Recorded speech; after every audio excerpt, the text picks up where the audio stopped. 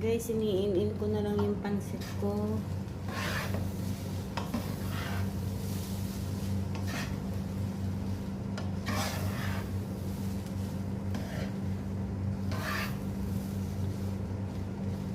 Ito yung kanyang pangsahog. Dami niya guys. Oh.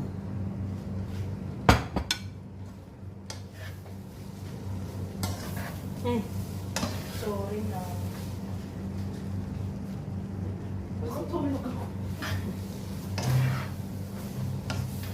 Yung video ko.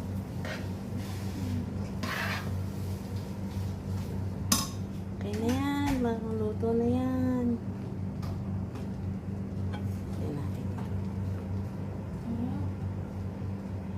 Dami ko ng gulay eh, kasi dapat uubusin ko sana yung dalawang balot. Hindi ko na inubos. Di yata sasama sa tita mo.